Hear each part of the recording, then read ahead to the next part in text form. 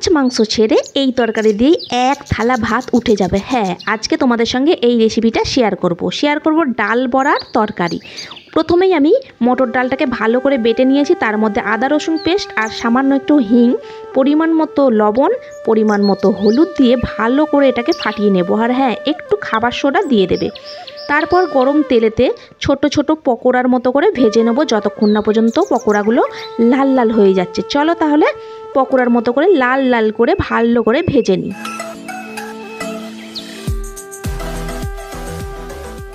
আমার লাল লাল করে পকোড়া ভাজা হয়ে গেছে। এবার বাকিগুলো যেগুলো আছে সেগুলোকেও ভালো করে ভেজে নেব।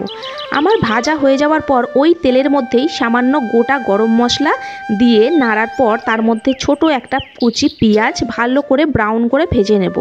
তারপরেই ওতে ছোট ছোট করে কেটে রাখা আলুগুলোকে দিয়ে একটু লাল লাল করে ভেজে নেব। ভাজার পরেই একটা গোটা টমেটোকে ছোট ছোট করে কুচি করে দিয়ে দেব। আর এখানে এই যে বাটিটা দেখতে পাচ্ছ, এর মধ্যে সমস্ত রকম মশলা আছে, হলুদ, লঙ্কা, নুন, আদা রসুনের পেস্ট, জিরে গুঁড়ো, সমস্ত কিছু দিয়ে জল দিয়ে গুলে এর মধ্যে দিয়ে দিচ্ছি, কেন কি না আর কোনো রকমভাবে পুড়ে রাখার সম্ভাবনা থাকবে না, পুড়ে যাওয়ার। তো এবার ভালো করে কষিয়ে নেব যতক্ষণ না পর্যন্ত তেল ছাড়ছে। একদম আমার কষানো শেষ হয়ে গেছে। ডাল বড়াগুলো দেওয়ার আগে ভালো করে একটু জল দিয়ে দেবো, কেন কি না ডাল বড়াগুলোর ভিতরে না হলে রসটা ঢুকবে না, তাই জল দিয়েও ফোটানো হয়ে গেছে। এবার একে একে করে সব ডাল বড়াগুলোকে এর মধ্যে দিয়ে দেব। ব্যাস, রান্না শেষ, আর কোনো কিছুই বাকি রইল না।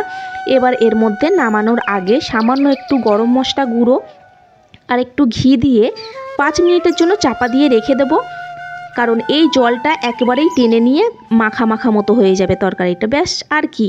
এবার গরম গরম ভাতের সঙ্গে আর এরকম ডাল বড়ার তরকারি সার্ভ করো, দেখবে মাছ মাংস ছেড়ে হাত চেটে পুটে খেতে হবে।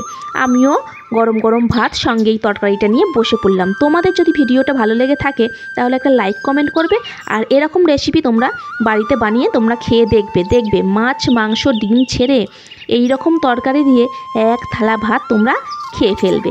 আজকের মতো এখানেই, টাটা।